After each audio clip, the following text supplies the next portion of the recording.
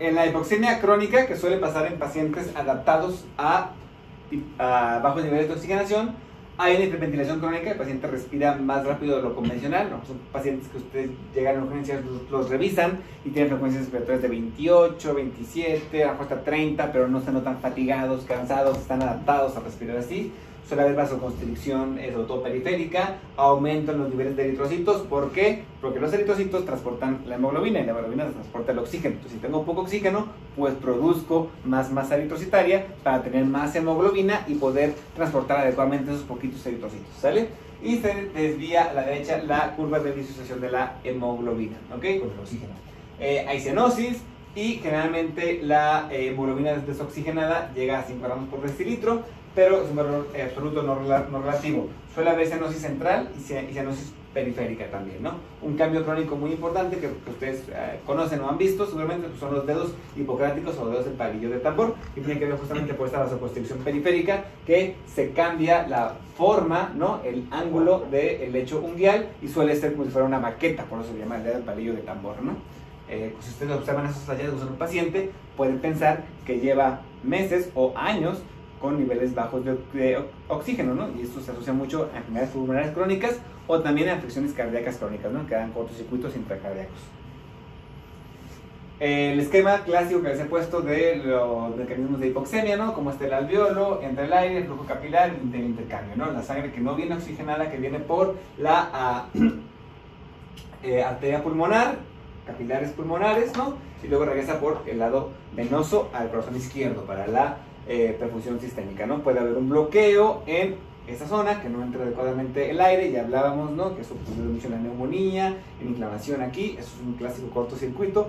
Ya hablamos mucho que el cortocircuito es un mecanismo de hipoxemia preponderante en la neumonía, por ejemplo, o en un edema pulmonar, ¿no? Que aquí esté ocupado, el alveolo no está bonito, inflado, que le entre el aire. Entonces la sangre que viene aquí no oxigenada a oxigenarse no se puede oxigenar, ¿no? Y regresa igual, ¿no? Puede haber un bloqueo en el flujo sanguíneo, que es ese prototipo de la tromboembolia pulmonar. Entonces, aunque haya mucho aire acá y la presión alveolar de oxígeno sea la adecuada, no hay un adecuado intercambio porque no hay un flujo adecuado, ¿no? O puede ser incluso mixto, ¿no? Que puede tener neumonía, edema pulmonar y aparte una tromboembolia, pues sí se puede, ¿no?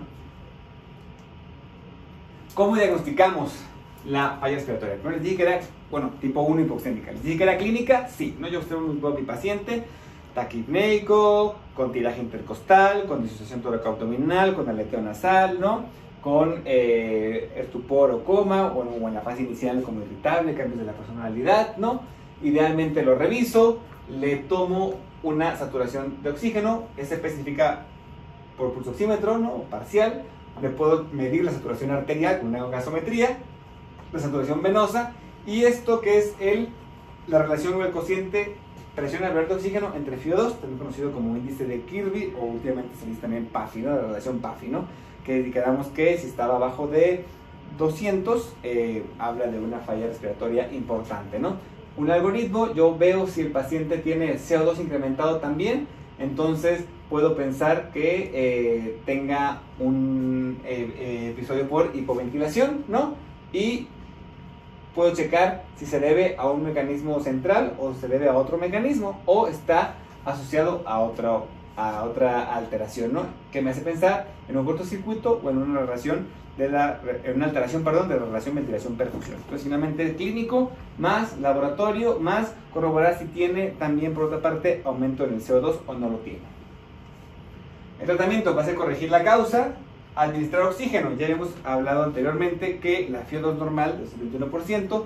El hecho de que yo aporte oxígeno de manera complementaria suele ser con algún mecanismo que me aporte oxígeno, como son puntas nasales, mascarillas reservorios, nebulizadores, incluso mascarillas de ventilación mecánica no invasiva o incluso ventilación mecánica invasiva intubando al enfermo, ¿no? Entonces, dependiendo el grado de aporte de oxígeno que yo le quiera dar, es qué dispositivo voy a utilizar, también dependiendo de la causa de la hipoxemia que yo estoy sospechando, ¿no?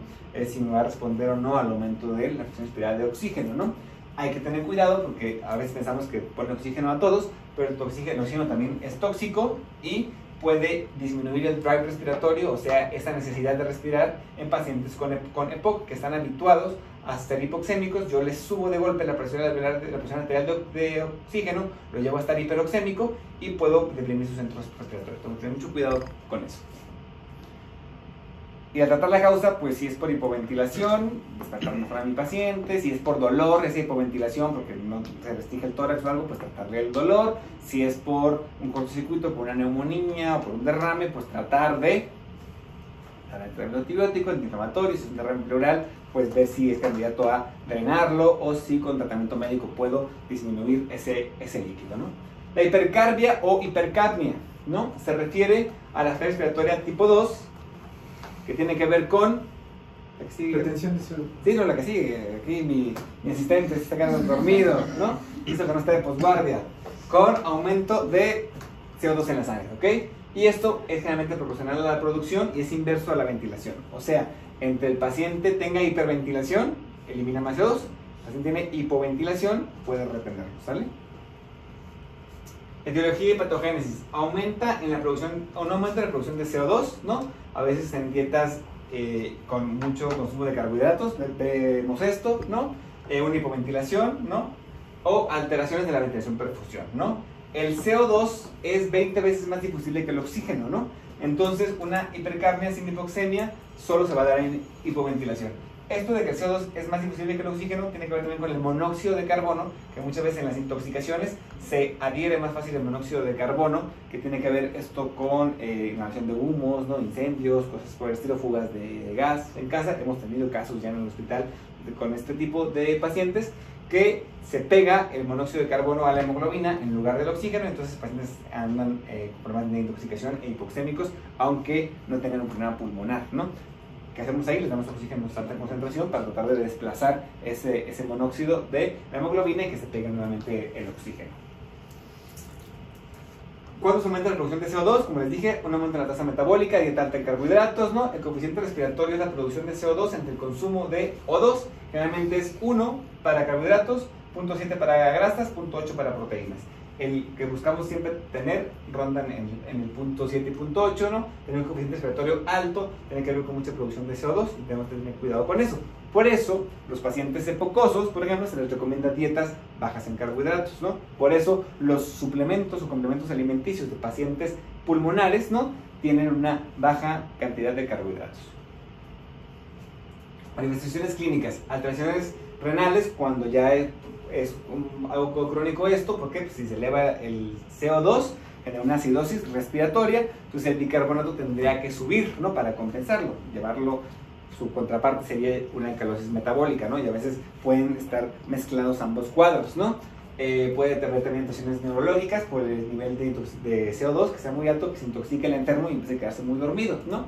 Y cardiovascular, una hipercapnia también deprime al miocardio, ¿no? Y puede causar arritmias cardíacas, ¿no?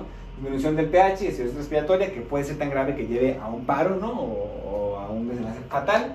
Y síntomas de aumento del trabajo respiratorio, disnea, taquipnea, o bradipnea, si es algo central se quedan muy dormidos los pacientes, o ya cuando el CO2 está muy alto, se intoxican, decimos que el CO2 tiene un efecto narcotizante, ¿no? Los duerme, y entonces si de por sí estaban con el CO2 alto y luego se quedan dormidos, pues lo van a elevar más, ¿no?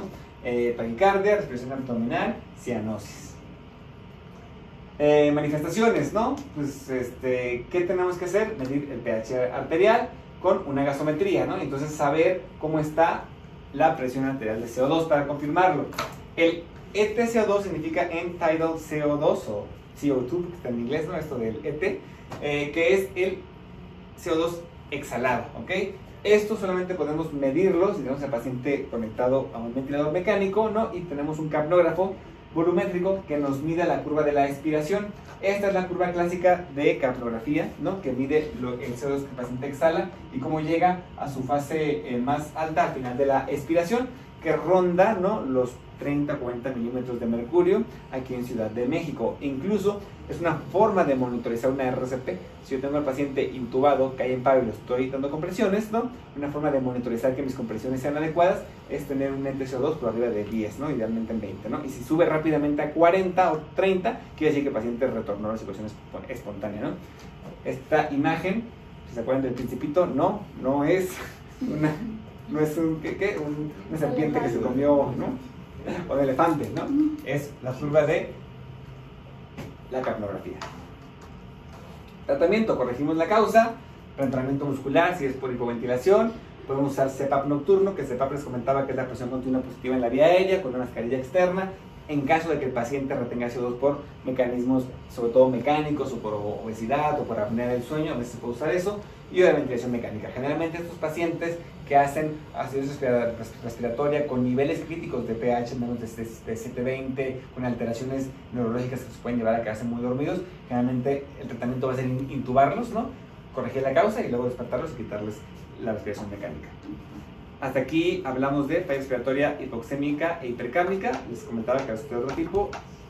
Postoperatoria, el paciente se queda muy dormido, generalmente retiene CO2 después de una cirugía, muchas veces tiene que reintubar y esperar más tiempo para poder extubarlo, y la asociada a estados metabólicos como choque o acidosis, pues corregir esas causas, ¿ok? Hasta aquí nos quedamos con falla respiratoria.